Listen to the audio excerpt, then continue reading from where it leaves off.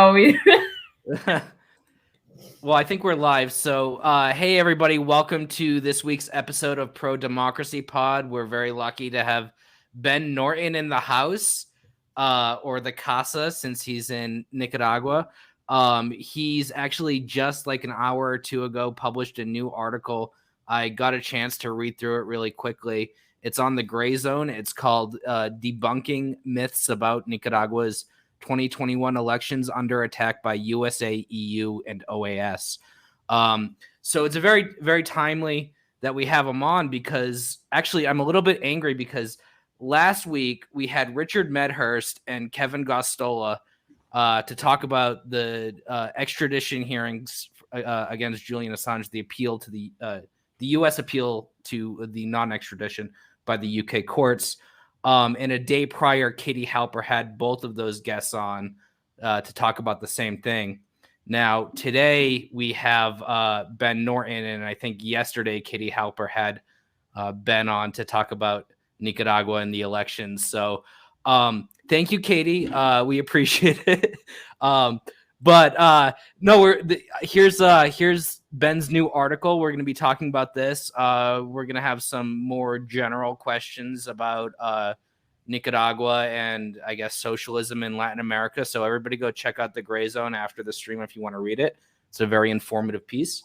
One thing that you had one part of your article, Ben, that was just, I think, really well stated. So I'm going to read that because it's kind of key to understanding the U.S. strategy, the destabilization strategy, as you kind of outline in your article. Over the past 30 days or so, there's been a ramping up of the hybrid warfare against Nicaragua, which has included sanctions and, not recognizing the results of the election, and a number of other measures. The corporate media has been fully on board with this and doing the work of the State Department for them in parroting false claims. And we can talk more about that in a bit. But I do want to, one of the false claims is that there were like 7 presidential candidates that were barred from running against Daniel Ortega. Which is not true, because they weren't candidates, as you point out in your article. They were just kind of like wealthy people, elite, who never did any of the paperwork to like run for office or anything. And none of them were in prison because they were running against Daniel Ortega. They were in prison because of various crimes that they have committed. I think mostly, and correct me if I'm wrong, mostly in the 2018 US-backed coup attempt. So what you write is, if an opposition figure is arrested for violating a law in Nicaragua in an offense that would be punishable in any country, Washington often reflexively responds by dubbing that person a, quote, political prisoner. If they are wealthy and powerful, the U.S. claims they were, quote, presidential hopeful, even if they made no effort whatsoever to go through the legal process of officially registering as a candidate. This is a way to try to maintain impunity for U.S.-backed coup plotters and money launderers. It's the geopolitical equivalent of the strategy that Washington-sponsored insurgents in Hong Kong openly espoused to the New York Times. And then you quote the New York Times there about Hong Kong. I personally went to a conference in D.C. where there was a former legislator turned, democracy activist, quote unquote, from Hong Kong, where he was talking about persecution, authoritarianism in Hong Kong, alleged, and it turns out I'm like doing a bit of Googling on him later on, and he was the spokesman for a group that included a guy who was arrested for harboring explosives. It was like the most explosives anyone had been arrested for in Hong Kong since like the 90s, early 90s. So this is what they do. I mean, this is the strategy. They fund these violent insurrectionists, actual insurrectionists, to go, burn down government buildings, terrorize people in the streets. They get arrested. They call them political prisoners. And then the U.S. uses those political prisoners to further advance the regime change cause with propaganda about how, this is an authoritarian crackdown on democracy, pro-democracy protesters. So it's the perfect topic for our show. I'm so happy to have you on, Ben. Thanks. Yeah, it's a pleasure to be here. And I mean, I'm glad you singled out that section of my article. In fact, if you can let me share the screen really quickly, I just want to highlight this article that was published in the New York Times, and really people need to, I think, study this. Like, this is, if you read this article, it'll help explain more than 50 other articles combined what one of the key strategies for these soft coup attempts is today. I mean, many times they're not actually that soft, but the term soft coup is often used to refer to a coup that doesn't involve necessarily a military takeover, but, a color revolution or lawfare using the judicial system to prevent candidates like Lula da Silva from running. That's an actual example of a soft coup, not in Nicaragua, but rather in Brazil, where the United States helped imprison Lula da Silva in 2018 to prevent him from being the candidate, which is the reason that the fascist candidate, Jair Bolsonaro, won. It's because he was imprisoned on false charges of corruption that have totally been recanted. I mean, he's totally innocent. But anyway, this article says so much about how the strategy works. It's in the New York Times. It's called "A Hong Kong Protester's Tactic: Get the Police to Hit You." And it's subtitled "Using Aggressive Nonviolence to Provoke the Authorities and Win Over the Public." This is from June of 2019. And notice that the New York Times says it's by Fred Chan Ho Fai, and all it says is Mr. Chan is a Hong Konger. It doesn't have any other information about him. Like, he's a Hong Konger. That's it. That would be like John Bolton writing an article in the New York Times, and they say John Bolton is an American. Elliot Abrams is an American. But I remember when this article came out, and I thought to myself, like, imagine doing this with American police. Like, you would just get shot. I mean, they would execute you on the spot and laugh about it. But here, this is the money quote here. So he talks about this idea of marginal violence theory, and it holds that protesters should not actively use or advocate violence. Lol. I mean, that's exactly what they did. But instead, use the most aggressive, nonviolent actions possible to push the police and the government to their limits. And then what happens is that you use the government's response, and then everyone has a camera. There's nonstop live streaming. There's constant, international media coverage, foreign journalists 24/7. So then you use the footage of the response to the government to the violence, and you take that footage out of context and say that this is the authoritarian regime repressing the people. That strategy represents not just the strategy on the ground, but as I said, that's kind of the geopolitical equivalent of the strategy that Washington uses around the world and has been using since the end of the first Cold War, the rise of the National Endowment for Democracy. I mean, your show is about this, right?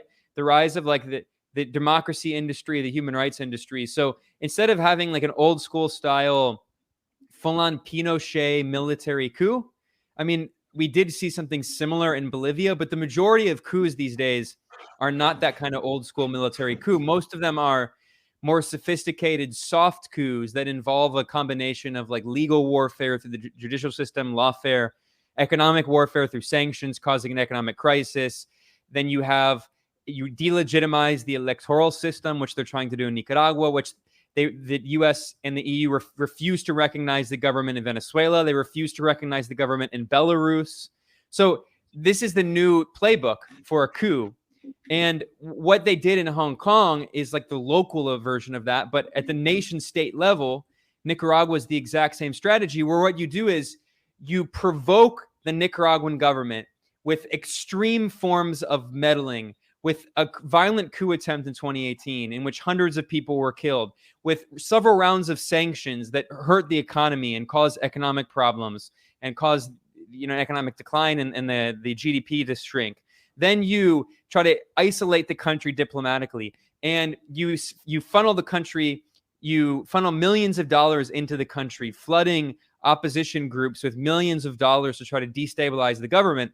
And then if the government takes a response in any way to try to crack down on all of that, then you isolate the government's response and portray that as a form of aggression and say that this is an example of the government being a supposed authoritarian regime and a dictatorship. That's exactly what the playbook is in Venezuela, in Belarus, and of course here in in Nicaragua right now. So just for people to understand, I think people can't really wrap their minds around what's happening in Nicaragua without understanding the 2018 coup attempt. For Nicaraguans, 2018 is like 9/11 for North Americans, right? Like in the U.S. political consciousness, and which has been also perpetuated through popular culture, there's this idea of like the before times, well, even before COVID, but like the before times before 9/11 and the times after 9/11, right? And you have the war on terror and the police state grows and all of that. And you can't understand what happened in Nicaragua in the elections without understanding the 2018 coup attempt. Nicaragua is a very peaceful country in a region that is very violent. Nicaragua has a lower murder rate than the United States. Nicaragua is next door to Honduras and El Salvador, which have the highest murder rates in the world.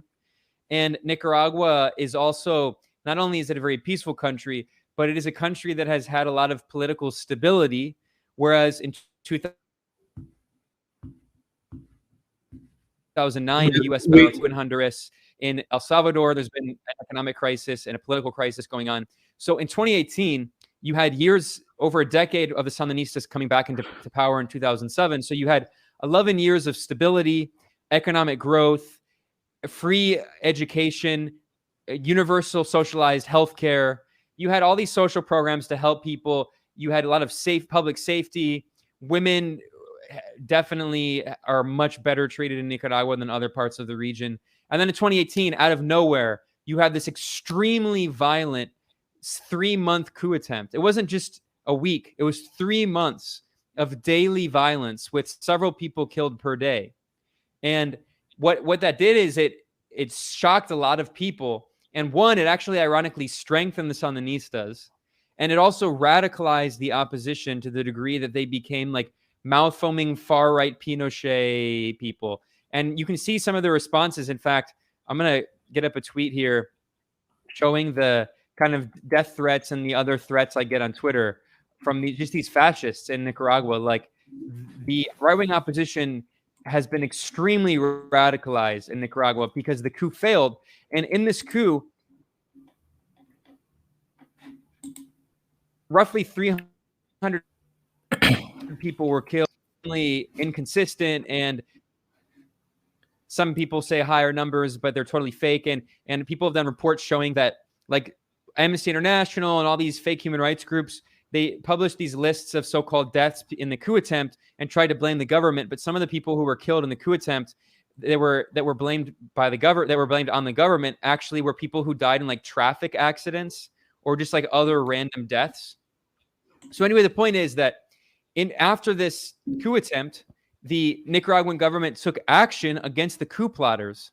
And because the Nicaraguan government took action against the coup plotters, because it imprisoned them for taking millions of dollars from the U.S. government to try to overthrow violently their elected government, then the U.S. and the OAS and the EU went on this long campaign to try to portray them as political prisoners and as so-called pre-candidates. And really quickly here, if you let me share my screen, this is an idea of the Nicaraguan opposition. I mean, there are factions, but this is just like this young dude. I don't even know who this guy is, but this Nicaraguan guy who just sent me this DM the other day. Communist son of a bitch. When Mr. Trump returns to the presidency, I hope they put you in a concentration camp because that's where you deserve to be.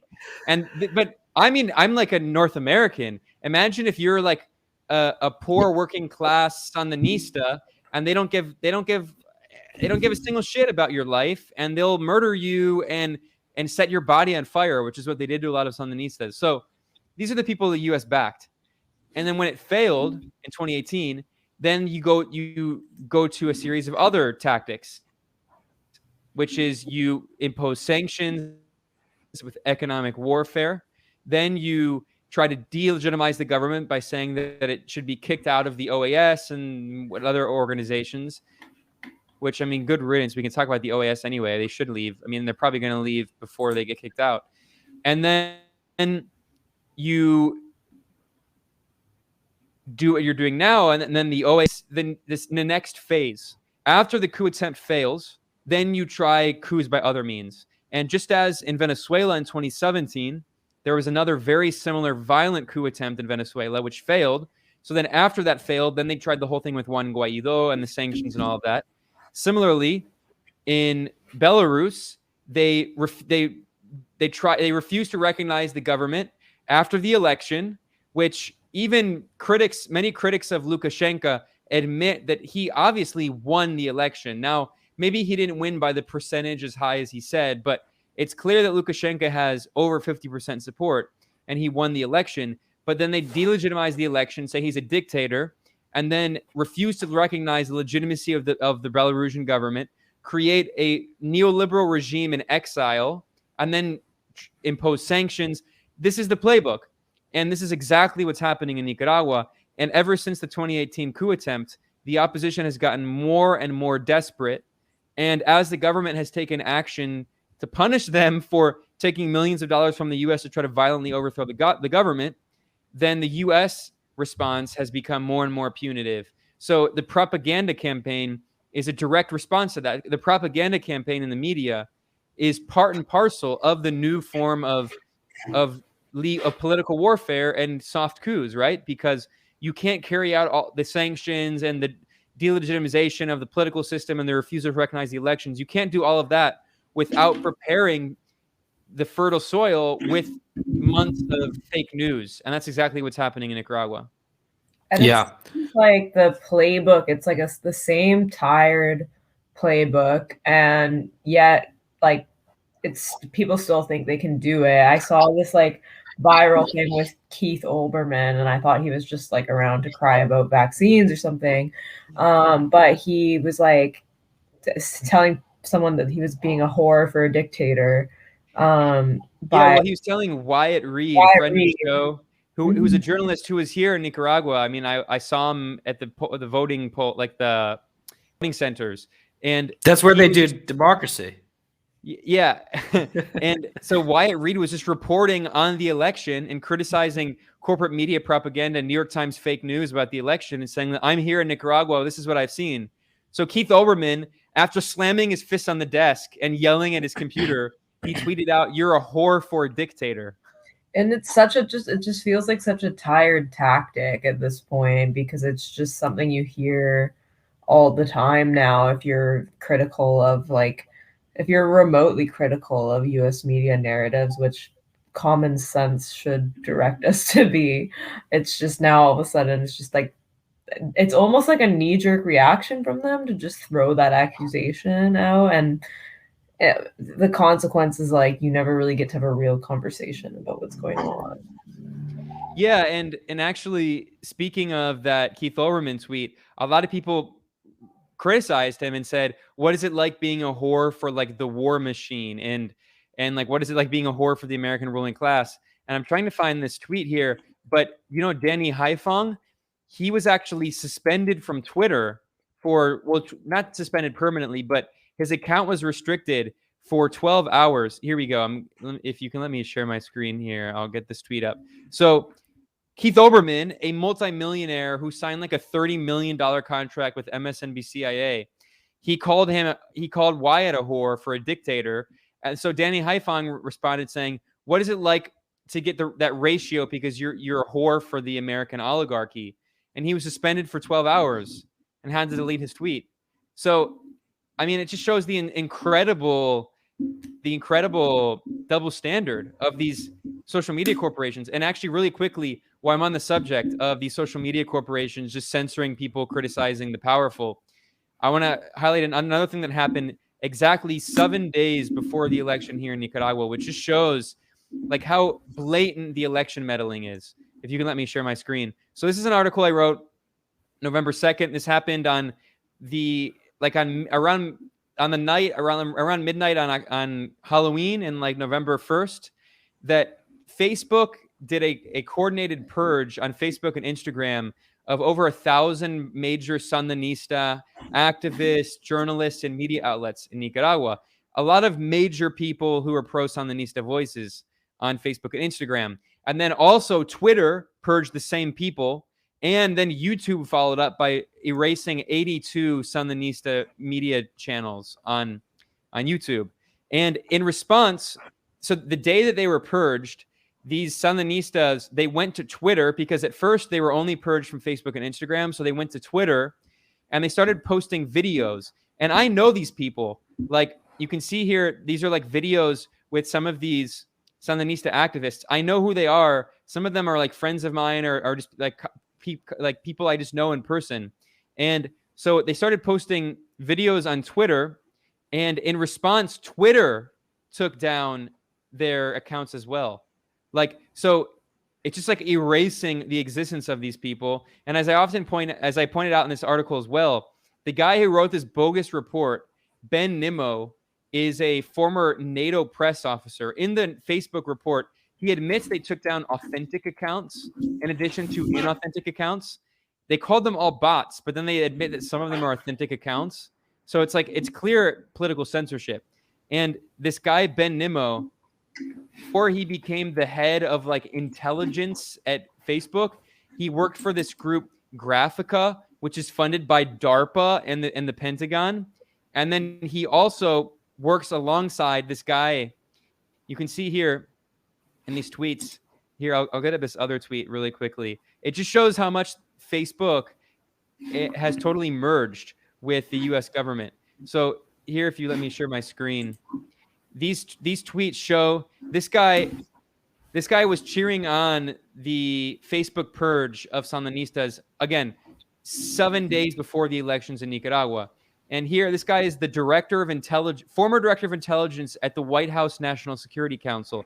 He's now the director of threat disruption at Facebook. And he's not the only one. Look at this guy. This guy, Nathaniel Gleitcher, is the director of cybersecurity policy. Sorry, he was the director of cybersecurity policy at the White House National Security Council. Now he's the head of security policy at Facebook. So, and before that, he was at the DOJ. So and CSIS. Yeah, the neocon think tank. So Facebook just farms out its so-called security and so-called intelligence teams that aren't very intelligent or secure to the White House. It's just recruiting these people from the U.S. government. And then days before the election in Nicaragua, and they did the same thing in Venezuela and Iran, they just purge people who support the government to try to dominate the narrative around the elections, to try to delegitimize the election. So now there aren't many Nicaraguans who can criticize the narrative saying that the election was supposedly fraudulent. It's the same playbook. And it's becoming more and more obvious, and it's becoming more and more authoritarian. I mean, the U.S. calls itself some great democracy, and consistently every time Venezuela or Nicaragua or Iran or any other official enemy country, anytime they try to have an election, the U.S. forces the opposition to try to boycott the election. And it pushes out tons of fake news and propaganda that delegitimizes it, refuses to recognize the results, bans people on social media who criticize the U.S. and so they can't speak out against the fake news, and then recognizes a parallel puppet regime that was never elected by anyone. And not just Juan Guaido, but also Tikhanovskaya, Svetlana Tikhanovskaya in Belarus. She was never elected. She never got a single vote. This is the playbook. Yeah. Yeah, and I mean they did the same thing with the Syrian National Council. They've done this before. The Dalai Lama, of course, was like the first version of that.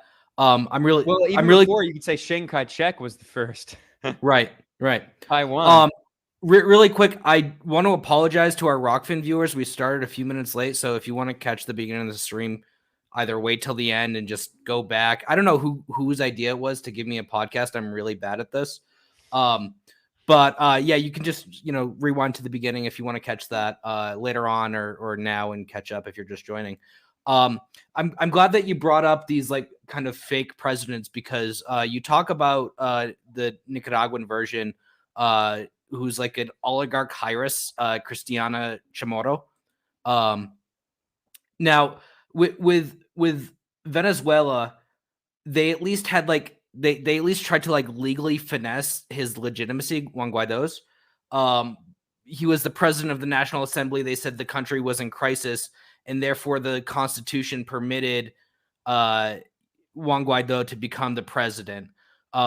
What kind of rationale were they weighing? Because she's been in prison for money laundering, so that plan never panned out for the United States. But what kind of rationale did they have to just be like, yeah, this oligarch is going to be the president? Well, really quickly, just for people who want to see, I just want to share this video. If you can let me share my screen. This is one of the things I do as a journalist is I try to keep track of all of the ghouls and monsters and gargoyles in Washington and all the think tanks on K Street, right? So they hold these meetings that like these panel discussions that have like all these prominent opposition leaders and people with like 5 PhDs and they've never left the academy and have 0 friends except like Elliot Abrams. And so they bring all these people on their panel discussions, and then like 8 people watch them at like the Atlantic Council or whatever. You look at these YouTube videos and they have like 30 views. So this was a panel discussion hosted by a US government funded group called the Inter-American Dialogue, or just the Dialogue. This is a DC think tank that is closely affiliated with the Democratic Party. And basically what it serves as is like a like a laboratory to farm out Latin America foreign policy, so-called experts and diplomats for Democratic administrations. So when the Obama Latin American foreign policy team that planned the coup in Honduras and the soft coup in Brazil and the soft coup in Paraguay, when they left office and Trump came in, a lot of them went to go work at the Inter-American Dialogue, this think tank in DC. And Biden's current Central America special envoy, who is currently overseeing Nicaragua policy, he also worked at the Inter-American Dialogue, and he's in this video we'll see in a second. So this is from a video that the Inter-American Dialogue hosted with Cristiana Chamorro, who is the right-wing, extremely wealthy oligarch from the most powerful family in Nicaragua. The Chamorros have had 7 presidents in the history of Nicaragua since the modern nation state was formed 150 years ago. So they're like the oligarch family. They're the descendants of the Spanish colonialists. They're one of the wealthiest families in the country. They have a bunch of children who are all like the right-wing opposition oligarchs, and they control all of the right-wing media in the country. So she is basically an employee of the U.S. government. I'll talk about how in a second, but I'll just play this video here. This is her, and this is Biden's Central America special envoy. And here is the former president of Costa Rica, Laura Chinchilla.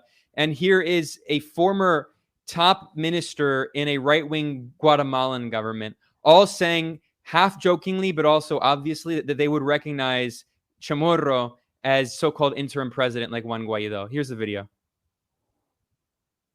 So thank you, President Chamorro. Thank you. Excuse me. Not yet. Not yet. That's right. Yeah, just hold on. Let me go back. This guy is Biden's State Department special envoy for Central America, accidentally referring to her as President Chamorro. Like, oops, you screwed that up, dude. But thank you, President Chamorro. Thank you. Excuse me. Not yet. Not yet. That's it. Not yet. Wow. Right. Just hold on. That's right. I'm sorry. This is what happens when you see a screen like this. And Ricardo, This is Laura Chinchilla, the former president of Costa Rica. Premonition that let you say President Chamorro. We certainly welcome any Democratic leader in that country. So that's Costa Rica saying we're on board too. In terms to restore democracy. Great. Thank you. Thank you very much, Cristiana. Eduardo Stein. As President Cristiana said, Eduardo Stein is a former top minister in a right-wing Guatemalan government. Again, half jokingly referring to her as President Cristiana. Sorry, former vice president of Guatemala. there are undoubtedly communicating threads throughout different areas of concern. So, I mean, when I saw that, I was like, okay, it's pretty clear what's going to happen. That was back in February when that happened, that event. And it just became more and more obvious as time went on. So, really quickly, to understand what happened with her, she was imprisoned. You asked about what the rationale for recognizing her. The rationale for recognizing her is that she's the daughter of Violeta Barrios de Chamorro, who is the first right-wing president of Nicaragua after the 1979 Sandinista revolution. So the Sandinistas came to power in a revolution after years of armed struggle against the right-wing military dictatorship of Anastasio Somoza. In July 1979, they overthrew the U.S.-backed puppet dictatorship and had a revolution. And then in 1985 and in 1990, they had democratic elections. In 85, Ortega and the Sandinistas won the election. Now, of course, people probably know that in the 1980s, Washington, the CIA backed a brutal terrorist war in Nicaragua, funding the Contras, these death squads that, as one of their leaders, their former leaders, who was a Chamorro, by the way, a Chamorro oligarch, one of the children, he admitted that the Contras burned down schools and hospitals faster than the Sandinistas can build them. And anyway, the point is that after this decade of terrorist war by the CIA, and after years of a U.S. economic blockade of Nicaragua in the 1980s, just like the economic blockade of Cuba and the economic blockade now of Venezuela, after a decade, the U.S. government had a gun to the collective head of the Nicaraguan people and said, if you don't vote out the Sandinistas in the 1990 elections, then we're going to continue waging war through the contra terrorists and through economic war. So in 1990, the Sandinistas were voted out, and it was the first time in modern history where a revolutionary government agreed to step down after democratic elections. The Sandinistas stepped down, and that campaign in 1990 was created, funded, and completely every level led by the CIA through the National Endowment for Democracy. In fact, that was one of the NED's first major operations. Its first operations were the Solidarity fake labor union in Poland to carry out the coup, the color revolution in Poland against the socialist government, using a right-wing Catholic Church allied labor union called Solidarity, backed also by the AFL-CIA. AFL-CIO. And then the other major first NED operation was in Nicaragua, and it was running the campaign of Violeta Barrios de Chamorro, who was a totally apolitical figure. She was just a wealthy oligarch, and it was seen as like a moderate consensus figure who could unite like the radical right wingers and like the more like slightly more moderate opposition. And so when she came to power, she was a total puppet of the U.S. And then she privatized everything, including water and electricity. She literally sold off the railroads to foreign companies. Like, she just sold out the country. And so her daughter is Cristiana Chamorro. And so to answer your question, Cristiana Chamorro has no actual like democratic legitimacy. She's never been a politician. She's never been in the National Assembly. She's never won a single vote. She's never won an election. But her qualifications are that, one, she's the daughter of the former president. Two, that she was picked by the U.S. because she's an empty slate, and the U.S. knew she would immediately follow orders.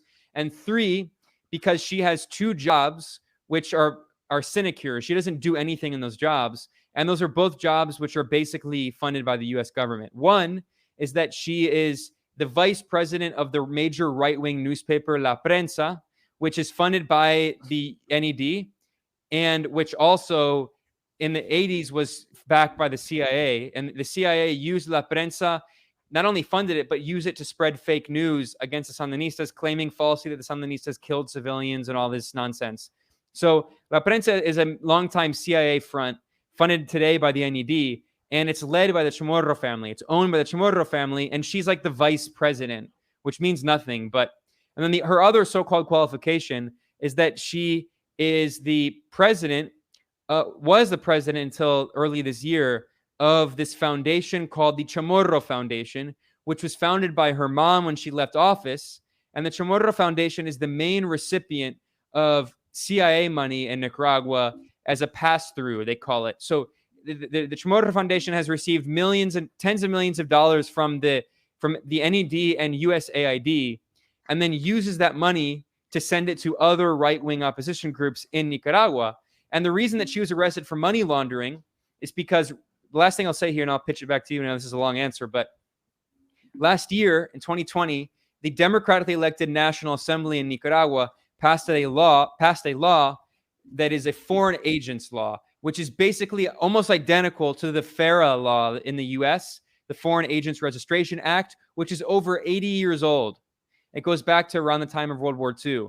So the foreign agents law in Nicaragua, very controversial. It says that if you take foreign government funding for your organization, you need to register as a foreign agent, which, like, again, most countries in the world have a very similar law. Like, there's nothing controversial about that. But the Biden administration knew that that would mean that a lot of its puppets would have to either voluntarily suspend operations or register as foreign agents, and they would never register as foreign agents, so they would have to voluntarily suspend operations. So the Chamorro Foundation, in protest of the law, voluntarily suspended its operations. It was not forced by the government. They voluntarily suspended operations because they didn't want to register as a foreign agent, because they get tens of millions of dollars from the U.S. government to fund the opposition and to fund all of the fake news outlets, all of the extreme propaganda outlets here, which played a huge role in the coup, spreading fake news and the coup attempt in 2018. So Cristiana Chamorro, the daughter, she shut down the foundation that she was running, and then she put all of that money in her personal bank account. That's called money laundering. That is not legal. And so she was arrested for money laundering. And then the U.S. said, this is a political prisoner. She is a so-called pre-candidate, even though she never registered. She was never a candidate. But what happens is that when the Nicaraguan government finally takes action against these U.S. government-funded coup plotters, when they finally imprison them like Venezuela never did with Juan Guaido, imagine if Venezuela had imprisoned Juan Guaido. The U.S. would have said he's a political prisoner. There would have been all this propaganda. That's why they didn't imprison him, even though he's violated 1,000 laws every month. So the Nicaraguan government, they nipped it in the bud. They were like, screw this. We're not letting another Juan Guaido happen here. We're imprisoning these coup plotters. And they're guilty of money laundering. They're guilty of all of the stuff. We have all of the documents. These documents are public. We have documents from the NED. We have documents from USAID. The government has documents that they got from confessions from people, that they got from police, that they got from internal spies and all this stuff. They have all the documents proving it. So they were like, screw this. We're cracking down on these criminals, and we're imprisoning them for money laundering, treason, conspiring with the foreign government, plotting a coup, funding violent groups, and they imprisoned them. So because these U.S. assets were imprisoned, the U.S. said they're political prisoners, and then it went a step further and said, not only are they political prisoners, they're actually pre-candidates or presidential hopefuls. You know, that doesn't mean anything. I'm a presidential hopeful. One day I would love to be president of the Soviet Union of North America. I would love to be president of the United States and then dissolve the United States. That would be great. So I'm a presidential hopeful. It means nothing. So that, anyway, I know that was a long answer, but it's a complicated issue. That is where this narrative comes from, that the Nicaraguan government supposedly arrested 7 pre-candidates or presidential hopefuls who are never candidates and who are never registered. All it means is that the U.S. government coup plotters, they actually faced legal consequences for once, because Nicaragua didn't want the U.S. to recognize one of them as the fake Juan Guaido of Nicaragua. Yeah, I'm, and again, there's a lot of parallels here with Hong Kong with their national security law, basically doing much of the same, creating more regulation and oversight of foreign funding. But we're going to end the Twitter live stream. I hope that you join us on Rockfin. It's rockfin.com/ProDemPod. That's Rockfin with a K.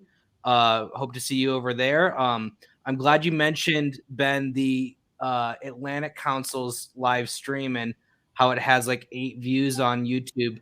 I'm sure mostly journalists from the New York Times and the Washington Post and CNN who don't ever report anything meaningful. But on that note, let's get some more views on Rockfin than the Atlantic Council does on YouTube. That's very important. Yeah, I think to what you're speaking to as well, like this whole outcry over like having these laws about foreign agents is really funny to me, especially like coming from the US or like the Democratic Party, especially like in light of Russiagate, because it's like if you share like if it's like Russians sharing memes on Facebook, then it's like, oh my God, people need to go to jail for this. The president needs to be impeached for this. But when it's like an actual concern about foreign agents spreading like actual misinformation in a country, then all of a sudden it's like, it just is so transparent to me. Yeah, I'm gonna get up some of these memes that supposedly were used to steal the election. So, of course, people probably know that reach out to Jesus and we'll beat it together. Yeah, I'm trying to find this "beat it together." While you look for that, I have a minor bone to pick. You said that the term pre-candidate is meaningless, but I distinctly remember Hillary Clinton being a pre-candidate for like 3 years before 2016. Yeah, exactly. All that one day you might want to be an actual candidate, but until then, you're just a pre-candidate or a hopeful. So here's this tweet. Ironically, it was Russiagate conspiracy theory promoter Chris Hayes who tweeted this. Ironically, but if you let me share my screen, this is. So the U.S. government, the FBI spent how many millions, maybe billions of dollars over years of investigating, and the only evidence it found of Russia supposedly meddling in the 2016 election is this group supposedly backed by Russia called the Internet Research Agency, the bad IRA, not to be confused with the good IRA. This group supposedly bought these memes. I'm sorry, those memes are based though. I think they're both the good IRAs. Yeah, Oh yeah, I mean no. These. I'm just saying that like the other IRA is way cooler. Gotcha. I mean whatever. Like you can't compare with the other IRA, which talk about based. Anyway, so this IRA, this meme is awesome. So for people who are just like listening and not just watching, the meme says, "Quote: struggling with addiction to masturbation, reach out to me and we'll beat it together." And it says Jesus. You can't hold hands with God when you are masturbating. So the U.S., the FBI claimed with a serious face that Russia meddled in the U.S. election with memes like this. Or I'm going to share another meme. Do you all remember Buff Bernie? Yeah, the coloring book, right? See, as soon as I see that Jesus meme, I think to myself, yes, Hillary Clinton should be locked up in prison. So I do think they have a point. If you let me I think that all the time anyway, so I don't know if it's the meme or not. This is the meme that the FBI claimed that Russia meddled in the election by creating an account on Facebook called LGBT United and posting Buff Bernie. So meanwhile, the U.S. has spent millions of dollars funding these extreme coup plotters, and they carried out a violent coup attempt. And I mean, the hypocrisy is really incredible. And actually, one more time, I'm just going to get up another article here to show you, because I've done so much reporting on this on Nicaragua, because really no one else does. So here I have an article up on the screen. This is an article I published in June, how USAID created Nicaragua's anti-Sandinista media apparatus, now under money laundering investigation. So here I show the documents. This is from USAID. It shows how the U.S. government, through the CIA cutout, was sending millions of dollars to the so-called media strengthening program, and that money, you can see here, went to the Fundación Violeta Barrios de Chamorro, which is the Chamorro Foundation. And then that's just the money on the table. Here's another document from the Spanish Agency for International Development, which is modeled directly after USAID. So this is Spain's version of the same kind of thing. And you can see them. This is them in 2020 giving over nearly $1 million, over 800,000 euro to the Chamorro Foundation. And again, Cristiana Chamorro, she dissolved the Chamorro Foundation, and all that money went into her personal bank account. So, and these are the people funded by the U.S. as so-called journalists. This guy right here, his name is Miguel Mora. He's like a far-right extremist. He runs this fake news outlet called 100% Noticias, which means 100% news. But a lot of people in Nicaragua call it 100% mentiras, which means 100% lies. And this guy, Max, asked him to do an interview. And because, Max is like a white American dude with like a gringo accent, the guy was like, sweet, this guy's going to support me. I'm going to do an interview with him. So he did this interview with Max. And Max was like, what do you want to see the U.S. do? And he was like, yeah, I want the U.S. to invade, like did it in Panama. So he said, what I see from the United States is a Noriega-style operation, like in Panama. They come, they grab the Ortega Murillo family, referring to the president, Ortega, and they take them away. So this is one of the guys whose so-called media outlet is funded by the U.S. government through the Chamorro Foundation. So USAID would send millions of dollars to Nicaragua, and then as a so-called media strengthening program to support so-called alternative and independent media, in scare quotes, which is really just U.S. government-funded media. And that money would go through the Chamorro Foundation to the right-wing coup plotters at the fake news outlets like him, who are using their so-called media outlets literally to go on air and call for a U.S. invasion and to call for people to go out in the streets. And on 100% Noticias, this U.S. government-funded outlet, there's a video that we published where you can see on a stream, they have an entire 30-minute segment where they talk about the various ways that people could kill President Ortega. They were like, we should send a group of 500 people armed, and we should take over the presidential house, which is not a palace, presidential house, and we should take over and kill the security guards and then kill the president and hang his body in public. They said that openly in a live stream, and they weren't suspended by Facebook or YouTube.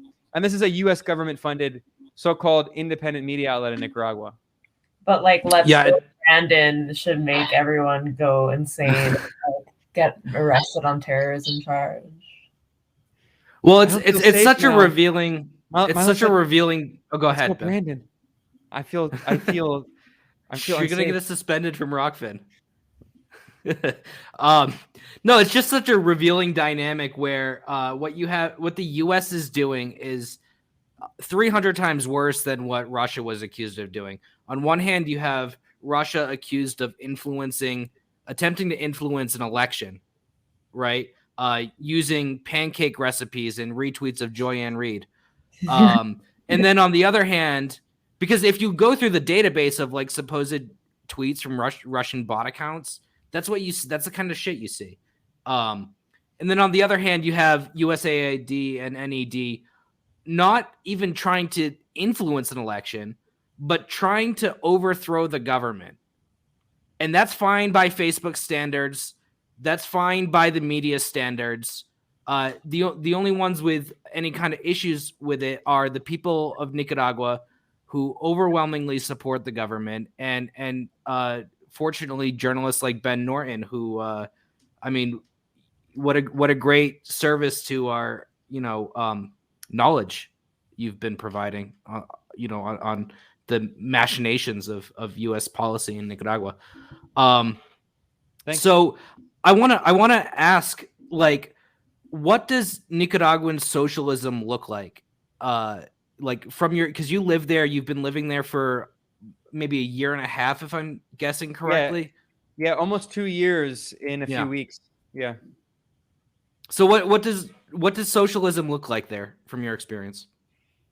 It's different everywhere you go, right? And there's a lot of similarities with Venezuela and Cuba. There are some differences.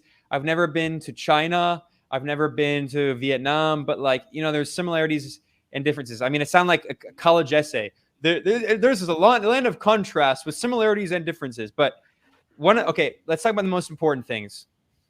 The health system is totally socialized. I mean, there are private doctors in addition, but there is a socialized healthcare system, which is extremely important because this is a very poor country. It's actually the second poorest country in the Western Hemisphere after Haiti, according to GDP. Although, as we all know, GDP is not a great metric because according to GDP, if a company buys back its own shares, that increases GDP. I mean, the entire U.S. economy is built on like this financial smoke and mirrors to make the GDP look really big, when in reality, everyone knows the Chinese economy is actually bigger. The real economy in China is bigger in terms of GDP, but in terms of reality, but the GDP is this fake number. So anyway, whatever.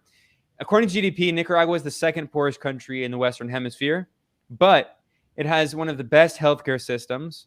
I have friends whose parents or grandparents had cancer, and they got all treatment, including chemotherapy, for free.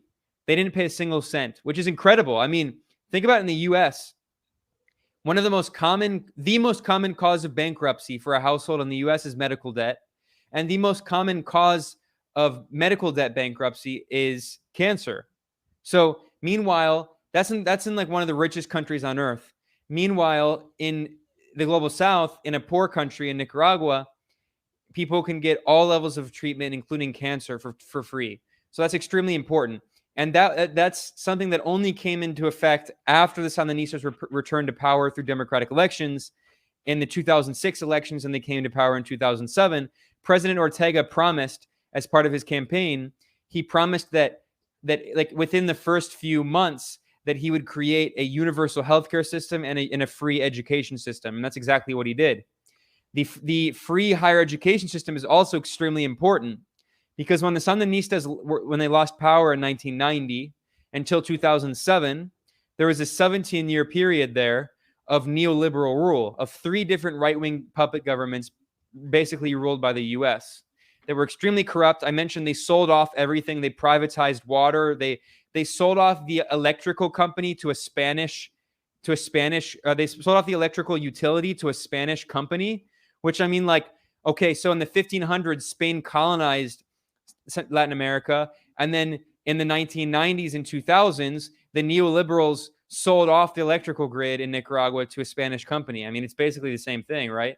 So anyway, the Sandinistas reversed the privatizations. They nationalized the water. They nationalized the electricity. Anyway, the point is that in the 90s and the early 2000s, a lot of poor and working class Nicaraguans, they barely even had school. And there's all these horror stories I've heard from people of children who in the neoliberal era, they literally had to bring chairs to school. They had to bring like those plastic chairs, like those really cheap plastic chairs to school, because there were no desks. And I've heard so many stories of people saying that, like, we didn't have any school supplies, we didn't have books in the neoliberal era, and all the rich elite neoliberal oligarchs just stole all the money, and they just stored it in offshore bank accounts and looted the country. That's how they always operate, right? And burn it down. Sounds exactly like how Lebanon is right now. And so, like, I mean, I don't know as much about like Latin America, but it sounds exactly the same. And it's not good, and it doesn't go in a good direction. Yeah, so if you're like part of the 10% of the elites, or even smaller, 5-10% of the elites that have access to dollars or euros, you can pay for private education, private security. You can get like a tank of a car, like one of those big Humvees, and just drive around in like your own personal security, and then like just ignore the rest of the country as the country goes to hell. That's how the neoliberal era was, right? And now the government actually is a popular government that has all those programs. Another very important program that I should mention is a housing program, because the level of housing, I mean, I know, Alex, you've been to Honduras. Like in Central America, this is one of the poorest regions of the world, and there are slums throughout all Central American countries. There's very low quality housing. Now there are nice houses, and there are rich people living in these huge mansions, like the kind of like gated communities you see in Miami. The same kind of disgusting, grotesque architecture in Miami. They're based on the same. They want to be in Miami. That's why. So anyway, the point is that there's these huge inequalities, and there's very low quality housing, especially in Central America, because people can live basically outside because the temperature never is cold. So they have like no roofs, or they have like metal roofs that are like really crappy with holes in them, and they have like metal walls, and it's like living in a can. Like it's really, so the Sandinista government has put a lot of resources into creating a public housing program. Now they're not making mansions, they're making very modest homes, but they're these very high quality concrete homes that are like good quality in these planned communities, and they look nice, and you live with like your neighbors, and they're very cheap. And what you do is depending on your income, you pay like usually like $40 a month for like 10 years. And then the federal government pays 1/3, and the local government pays another third of the cost. And then you pay like $40 a month for like 10 years, and the house belongs to you. Wow. So they have a housing program. They have all of these social programs, jobs programs. Another thing I should mention that's a key part of the Sandinista revolution is women play a huge role, which is interesting because there's so much propaganda from all these bourgeois feminists claiming that Nicaragua is so horrible for women because abortion is illegal. And yes, abortion is illegal. Like in Venezuela, abortion is illegal. But if you actually look at polls, the vast majority of people in Nicaragua and Venezuela, including Sandinistas and Chavistas, oppose abortion. I know people who are hardcore revolutionaries from the left wing and the Sandinista front. They call themselves communists. They call themselves Marxist-Leninists, and they're against abortion. It's a cultural thing and it's a religious thing, which gets me to another point, that the Sandinista revolution has always been very Christian, but a very progressive leftist form of Christianity. That's basically liberation theology. In the 1980s, there were actually numerous Catholic priests who were ministers in the revolutionary Sandinista government. And basically, the Sandinista revolution was the only ever time in history when liberation theology, the leftist Christian movements in Latin America, actually achieved state power. In most places, they were violently crushed by the CIA. So the CIA, for instance, backed these fascist death squads in El Salvador that famously killed now saint, recognized by the Catholic Church, the Archbishop Oscar Romero. He was killed while giving mass to poor people in a rural area by these CIA-backed death squads. Well, he was a socialist who supported this revolution, the revolutionary movement. And basically, in Latin America, the only time that liberation theology ever achieved state power was here in Nicaragua. So, yes, the abortion laws on the books are very bad. Although, since the Sandinistas came back to power in 2007, a woman has never been arrested, imprisoned for abortion. Unlike in Honduras, the great U.S. ally, the coup regime. In Honduras, women have been arrested for like decades, imprisoned for abortion. In Nicaragua, on the books, the laws are bad, but they don't actually arrest women. Although, unfortunately, yes, you have to go underground. But at the same time, again, a lot of Nicaraguans wouldn't even get an abortion because it's not popular. And finally, the other point I wanted to make about women's representation is that bourgeois feminists are obsessed with abortion, but they ignore everything else about women, like healthcare, education, children's like programs so children can have a place to go so their moms can work. All of these programs that are provided by the Nicaraguan government. And in Nicaragua, another key point about the Nicaraguan revolution, the Sandinista revolution, is that the Sandinistas mandated a law that 50% of all government positions have to be filled by women.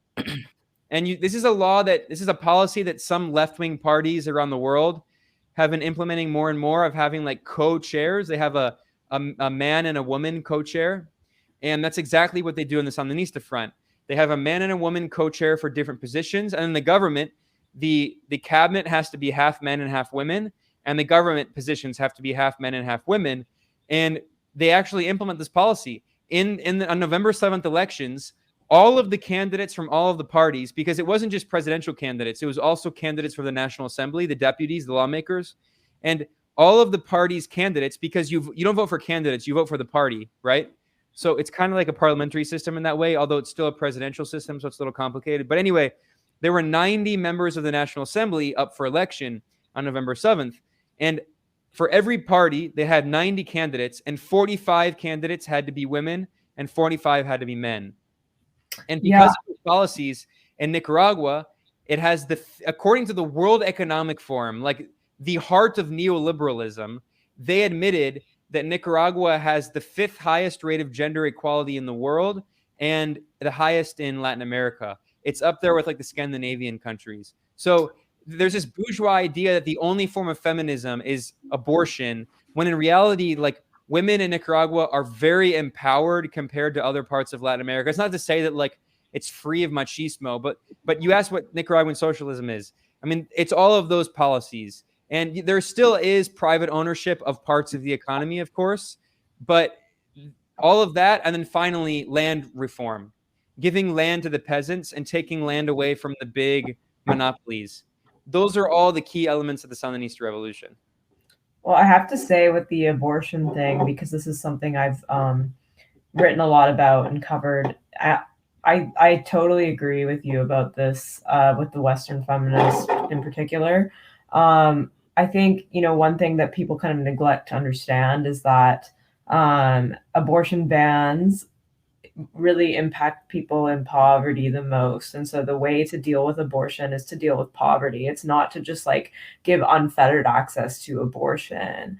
And it's also like, I think these like bourgeois or Western feminists, whatever you want to call it, like obsession with abortion is actually really alienating to the average person. The average person doesn't want to does not support using abortion as birth control, or like having like nonstop abortion. And most women, speaking as one, like it's not like something that you want to do. And so like prevention is actually more important, I think, than obviously I don't agree with making it illegal, but I really think that like if you're a government that's concerned with poverty, that's going to do more to like give women more control over their reproduction and stuff like that than just being like Canada. Like in Canada, we have like, you can get an abortion whenever, like we have no laws on it at all. But that doesn't necessarily empower women or their reproductive rights. So like, especially like if you're poor, that doesn't really, and in a rural area that's not close to a clinic, it's not going to help you anyway. So yeah, and you mentioned prevention. I mean, it's really easy to get birth control here, and the government like gives birth control. If people want birth control and they're poor, they can easily get birth control. Like even though again it's extremely Christian, but in a very progressive, revolutionary way. Like President Ortega gives speeches talking about how Jesus was an anti-imperialist, Jesus was a socialist. I mean, Chavez did the same thing. Hugo Chavez of Venezuela almost became a priest. So like Latin America is very religious, but despite that, it's very easy to get birth control and it's very cheap.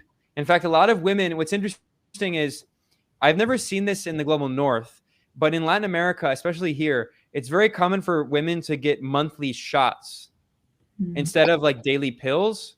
They do monthly shots, and the shots cost like $2 or $3, and you do it once a month, and you have to do it like a certain time at the same time every month or whatever. But like it's easy to get that at the same time every day. So I mean, what's better? Right.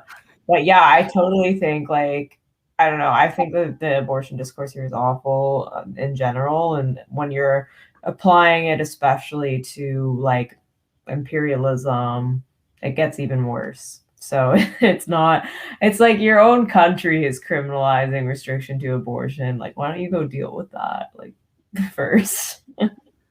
Well, I think this is like so important because you see so many young, NGO world left-leaning activists that, really attack Nicaragua strongly for being like supposedly right-wing.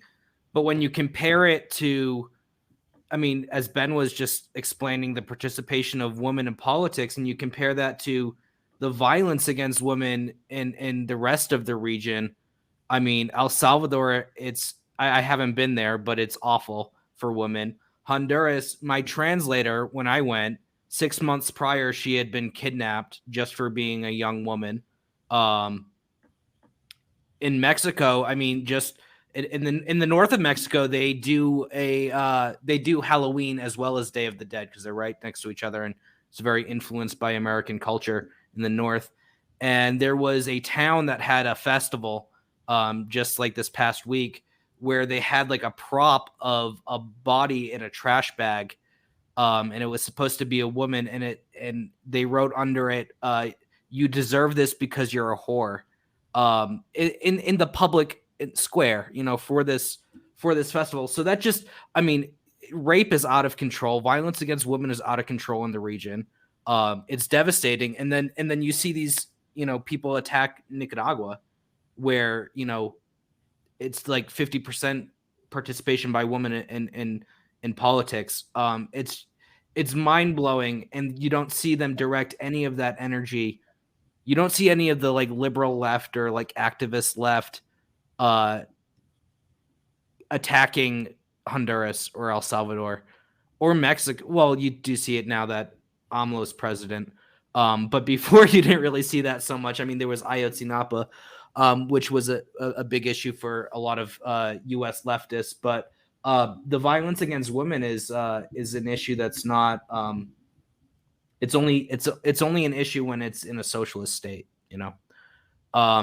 Yeah, and really quickly, I just want to the idea that the Sandinistas are right wing or whatever is so insane, and it shows how willingly a lot of these so-called leftists just eat up propaganda against enemy states. I mean, we've seen this so many times with like China and Venezuela, like all these people claiming that that Chavez was good, but Maduro is bad and all this nonsense. But really quickly, so I just want to go through briefly the talking points trying to claim that Nicaragua is right wing under the Sandinistas. Absurd.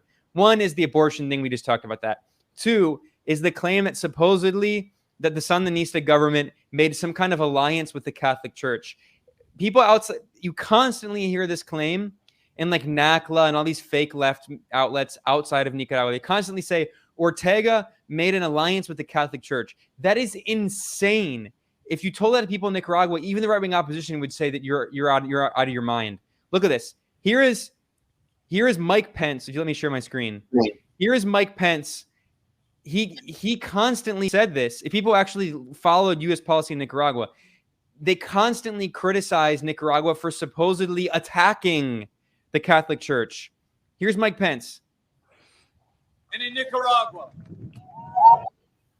we've stood strong against Ortega's regime's brutalization of its citizens and its systemic and lethal attacks against the Catholic Church. We've imposed sanctions on all of those who would carry out this abuse. So, and he constantly said things like, here's Vice President Pence is accusing Nicaragua's leader of waging war against the Catholic Church. Like, the Catholic Church is extremely closely linked to the right-wing opposition in Nicaragua. There were priests, including the Archbishop, Silvio Baez, the Nicaraguan Archbishop of the Catholic Church. He would lead the right-wing protests in 2018 during the coup attempt. And there are videos of these priests praying over the dead bodies of people killed by the coup plotters. Like, the Catholic Church played a key role. In fact, in the major city of Masaya, one of the main cities in Nicaragua, the coup plotters, they would shoot at the police and then they would go hide in the church because the church is autonomous and the Nicaraguan police couldn't enter the church, right? So after months of this, the people of Masaya got so tired of the barricades, the tranques they were called, the violent barricades that all of these coup plotters that they built in the middle of the roads trying to block traffic for weeks and weeks in the country. The same tactic, the same playbook that they used in Venezuela with the so-called guarimbas. The only difference is that in Nicaragua, they were called tranques, but in both countries, they lit left-wing people on fire. They lit dark-skinned people on fire. So here in the tranques, the so-called tranquistas, the coup plotters, they would shoot at police and then they would run in the Catholic Church in the middle of the town of Masaya. And Hinotepe as well. And then after a while, people got so tired, not police, but people living there, that they went into the Catholic Church and they pulled out all of the coup plotters to let the police arrest them. Because these are like mothers and grandparents in the community being like, stop with this violence, where you've had enough. And people from the community filmed themselves doing that, and they filmed finding tons of guns in the churches, in the Catholic churches. So meanwhile, all these dumbasses, I'm just going to call them dumbasses, who don't know anything about Nicaragua, are claiming that the Sandinistas supposedly made an alliance with the devil with the Catholic Church. Meanwhile, the Catholic Church is backing a violent coup attempt and giving refuge to and holding guns, acting as armories for coup plotters. And meanwhile, these dumbasses outside of Nicaragua claim that Ortega compromised because he made an alliance with the Catholic Church that is trying to overthrow him. It is so insane. Every talking point, you look at all these talking points trying to attack Nicaragua, it's all absurd. The other talking point is that the Sandinistas, made an alliance with the right-wing capitalists, which would be a hilarious surprise to the right-wing capitalists here in Nicaragua who hate the Sandinistas. And you know who one of the main sponsors of the 2018 coup attempt was? One of the main sponsors of the so-called protest that began in April 2018. It was the COSEP, the Chamber of Commerce of Nicaragua. That the Chamber of Commerce is what initiated the coup. And it was led by all of the right-wing capitalists. And recently, there's been this propaganda campaign in the media in Nicaragua claiming that the Sandinista government is carrying out economic terrorism. Why? Because it's increasing taxes. And they said that the increasing taxes on corporations in Nicaragua is a form of extortion. It's an extortion racket and economic terrorism. So meanwhile, in the country, if you read the right-wing press, the elite capitalist oligarchs say that the Sandinista government are economic terrorists for taxing them, and the Catholic Church is organizing a violent coup attempt. Meanwhile, outside of Nicaragua, these dumbasses who call themselves leftists but are funded by NGOs and work in academia, they claim that the Sandinistas are allied with the Catholic Church and that right-wing oligarchy that's trying to overthrow them. Yeah, well, I mean, we're so happy that you can really be on the ground and see through all this and help the rest of us navigate it, because these propaganda campaigns that are waged on the left are intense, and they fool a lot of people. And we see it with Syria, we see it with Hong Kong, we see it everywhere with Belarus, Venezuela. So we're so grateful for you. Ben, do you have a moment to stick around? I just want to read some of the comments on Rockfin. There's only a couple. Yeah, really quickly, I just wanted to add, sure, even where you are, Alex, in Mexico, I mean, AMLO, Andrés Manuel López Obrador, he's not Ortega, he's not a revolutionary, but he's a progressive, he's a nationalist. He's not a total puppet of the U.S. He has a totally, he just gave an important speech condemning neoliberalism and corporate policies. And, you know, he's the best leader Mexico has had in many decades, probably since Cárdenas. And there's the same disinformation claiming that AMLO is allied with the right-wing oligarchs, which is insane because meanwhile, the right-wing oligarchs are like holding these, they're like doing these astroturfed car protests and like putting out a bunch of tents in the capital city, pretending to be a bunch of protesters. Like they're doing everything they can to try to destabilize him. Meanwhile, these like fake leftists in the global north are like, AMLO is just a neoliberal. It's the same thing. Yeah. And meanwhile, you saw them, the left use like climate change against Evo Morales. And I just remember this explosion of the Pemex facility in the Gulf of Mexico a few months ago. I think it was July. And actually, one thing I said at the time, because people who are viewing this have probably seen those videos of like, it looks like the portal to hell in the middle of the water. But AMLO had just sunk billions of dollars into this company. He's trying to nationalize it. And then all of a sudden there's an explosion. So I was, I don't want to say anything too explicit, but I was skeptical. And now I'm starting to see more social media influencers on the left in Mexico, say that they think it might be the CIA or something. But, you see the climate change excuse there too. And you actually did a very good job. I think it was Peru, right? Where they had that eco-socialist candidate. No, it was Ecuador. Ecuador, that's right, yeah. Who was neither eco nor socialist. Yeah. And again, a U.S. puppet, right? So this, everything that we've talked about on this episode regarding Nicaragua, it's the same fucking playbook everywhere. It's the point of your show. Like, yeah. Well, that's what's kind of like killing me is like, it's the same playbook every time. And nobody acknowledges that it is, especially the left. And it's like, I just feel like we have the dumbest left wing in the world. Like, in us. And like, they just don't, like, they don't recognize it till like 20 years later. Sometimes maybe it's a little earlier, but like, like with Iraq, like now everybody knows that was a sham.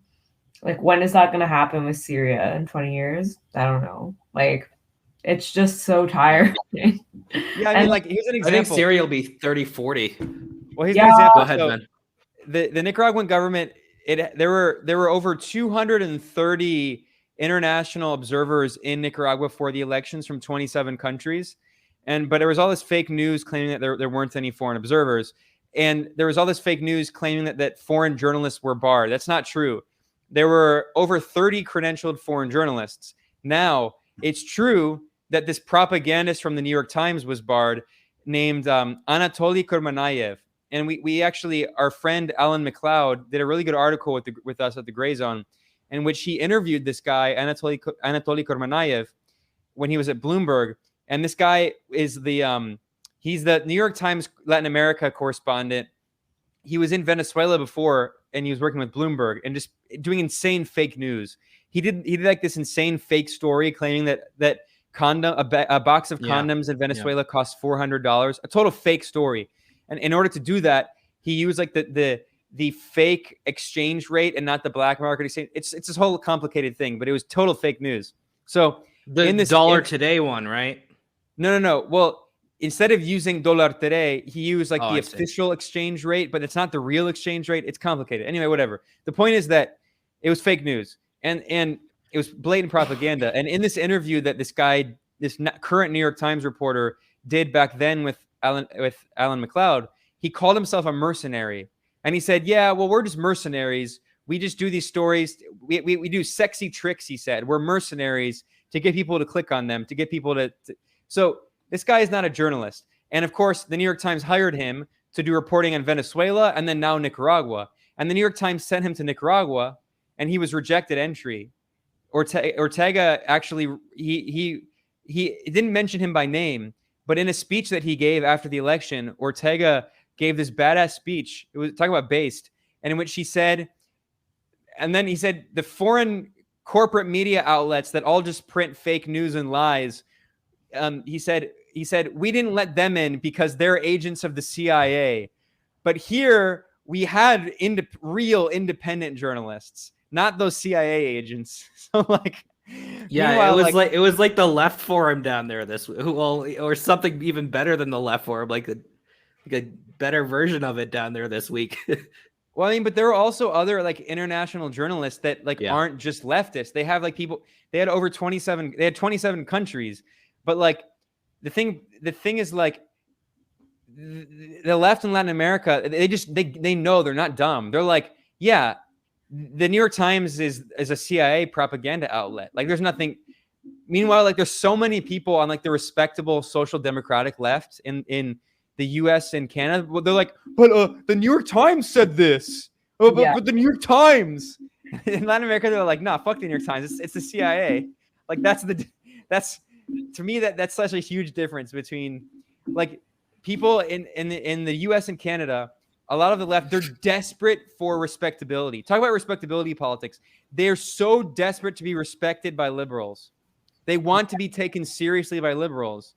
And in Latin America, they're like, no, fuck, we're revolutionaries. Well, I think also there are some like true believers, and I think it comes from this like romanticizing of any kind of like aesthetic of resistance, which is why they like latch on to like otherwise reactionary movements. Like, who would have thought that like a left winger would be cheering on Al-Qaeda? It's like because it's like there's this grand idea of resisting a dictator, and that's all that matters. It's like the same kind of idea that animates like the Antifa LARPing, or whatever you want to call it. Like it's this like this Western left. It's not just that they want to like please liberals, but they love like radical aesthetics, or like as Caleb had said, like being the king of the protest cage, rather than like actually just like agitating for meaningful change. And that's also why like they're purists about this abortion stuff as well, because it's like, oh, it's uncool, it's unradical to cede any ground on that. But then of course nothing gets done. There's no like successful anarchists. Like, well, also like, and they're militant. Go ahead. It's in Nicaragua, polls consistently show that a majority of women don't actually support abortion. And even in Mexico, I just looked this up because I mentioned we were talking about it. The most recent poll, this is published in the major Mexican newspapers, the most recent polls from September, it says that 53% of Mexican women are against legalizing abortion and 45% support it. So like, I mean, and that's actually much more even than in most countries in Latin America. Now, I support, of course, legalizing abortion, or at least decriminalizing abortion. But like, even in Mexico, where it's a country where it's not as controversial, it's still a slight majority of women oppose it. And you can't just ignore a slight majority of women, especially if you want to be a popular leftist movement. Mm-hmm. Yeah. Totally. So I think we're gonna wrap up the stream. But really quick, there's a couple comments I wanted to read. Mealing Wee says, "I wonder if Ben ever sleeps," which is a very good question. That's a good question. We often comments on my streams too, so thanks for joining us. It's always cool to see you. We're gonna hire an investigative reporter to get to the bottom of that. Well, I guess I didn't answer the question. I do sleep upside down like a vampire with my arms. Listening to your death metal tracks, right?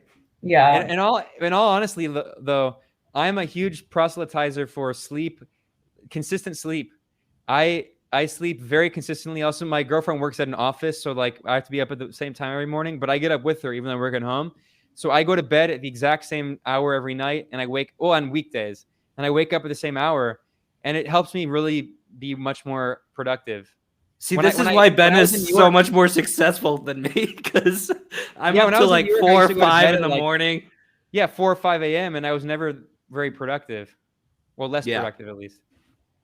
So there you have your answer, Mila. Go ahead, Mila. Sorry. But I said I don't sleep. I'm both a night owl and an early riser, which is like a terrible combo. But it's like that's the law student life. So. And then you actually work out. Yeah, I work out in the morning. Like every day. Yeah, so I'm like I might like drop dead in 5 years, but like hope not. Yeah. Well, I don't do that. Probably I will, because I don't work out and I don't sleep. So. Look at this. Here we have the person who doesn't work out but sleeps, me. We have the person who doesn't work out and doesn't sleep, Alex, and we have the person who doesn't sleep but works out. This is like that. It's like the Rumsfeld thing. This is the troika of tyranny. Yeah. Yeah. Great. So, and then Mealing also said that was exactly what the pro-West riot leaders did when they disbanded their group. She's talking about Hong Kong, divided up the dark money among themselves. And then Christopher Dobby also, he left us a tip. Thank you. He says, he's talking about the pre-candidates that were arrested, the quote unquote pre-candidates. He says, are those the ones that Amy Goodman reported on? I don't know the answer to that. Yeah, well, yeah, exactly. I mean, Amy Goodman just reads the headlines given to her, which are written by like this horrible team of liberal interventionists overseen by Nermin Sheikh, who is another liberal interventionist. And they just like rewrite what the mainstream media says. So yeah, not only that, really quickly, just because we're talking about Democracy Now, I keep saying they jumped the shark and then they keep doing something even stupider. So here, if I can share my screen really quickly, this is Democracy Now's latest coverage of Nicaragua. They literally had a clown in Costa Rica. They interviewed a clown. Well, I guess it's some kind of archival footage, but instead of interviewing, as I said, the 65% of Nicaraguans who participated in the election, or the 232, actually that figure needed to be updated, the 232 accredited foreigners who accompanied the elections, they used this stock footage of a clown in Costa Rica. I mean, yeah, and that's actually the interim president of Nicaragua. Much less informative than your tweet. Of Nicaragua. So really quick, I want to, if you have like a few more minutes, I know Mila's got to go soon, but I just, what's next in Latin America? What do people need to keep an eye on? Well, this is the beginning of the second coup attempt here, and it's going to get brutal. It's going to be like the whole thing with Juan Guaido. The U.S., the Biden administration just passed the Renacer Act, which Biden just signed, And by the way, the Senate passed that 3 days before the election. Talk about election meddling. 3 days before the election, they told the Nicaraguan people, if you reelect the Sandinista front, we're going to punish you with devastating sanctions. And of course, the Sandinistas won, so now they're being punished. And there's going to be brutal sanctions imposed on the government. So that's going to happen. Then there's going to probably, who knows if they're going to try the whole Juan Guaido thing. For now, they can't because the Juan Guaido 2.0 people are in prison. The Juan Guaidotas, if you will, are in prison. So we'll see what happens there. But they're going to try to destabilize. There's going to be a lot of fake news. And in Peru, I mean, Castillo's government is extremely weak. Castillo is not, it's not looking like he'll even be able to last his term. His foreign minister was forced to resign by the military in what he called was a coup. And then his socialist prime minister was pushed out.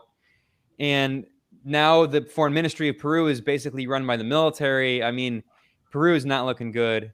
And in Brazil, the Workers' Party of Lula da Silva released a really good statement on Nicaragua, criticizing the U.S. meddling, criticizing the sanctions, supporting the Sandinistas. And then there was this dumb internal debate by like the centrists in the Workers' Party, and they forced the Workers' Party to withdraw their statement. So a lot of people outside of Latin America look at the region and think that the situation is like really optimistic, but there's still a lot of like room for meddling. And the problem is not just the meddling. The other problem is something you acknowledged with this, what we saw in Ecuador. There's this new generation of mostly younger people who are basically trying to model the Latin American left after the great success of the North American left and the Western European left. They saw how amazingly successful the US and Canadian and European left was, and they're trying to copy them. So you have this candidate in Chile who's probably going to lose the election named Gabriel Boric, and he is like the NGO left. He represents the new generation of young 30-something NGO leftists in Latin America who like criticize Cuba and Venezuela and Nicaragua and talk about human rights and all this nonsense, like this ridiculous US government imperialist rhetoric. It's not about human rights. Of course not. And so he is the main candidate in the upcoming election in Chile this November. And he's competing against a Pinochet supporter in Chile. And it's very likely that, I mean, we'll see, but it's likely that the Pinochet supporter is going to win because of this dumb, like woke NGO leftist who throws all of the existing leftist governments in Latin America under the bus to try to appease mealy-mouthed liberals. It's exactly the playbook of the global North left. And unfortunately, it's becoming more and more prominent in Latin America among young people because they consume a lot of like global North media and culture, and because they're part of like this whole NGO nonprofit industrial complex, which in Chile, I mean, we'll see how it goes, but that's exactly what happened in Ecuador. In Ecuador, there was like this fake NGO left that tried to destabilize the Correísta, the leftist anti-imperialist movement, using some of the same talking points we're talking about, criticizing Correa for not legalizing abortion, criticizing Correa for being a nationalist and all this nonsense. So, I mean, it's counterinsurgency. And in places like Cuba and Venezuela and Nicaragua, it doesn't have an impact. But in places like Chile and Argentina, which there are a lot of people there who desperately like want to be white and want to be like accepted by the West, it's having an impact. And we're going to see what happens in November in Chile, but it's not looking optimistic. Yeah.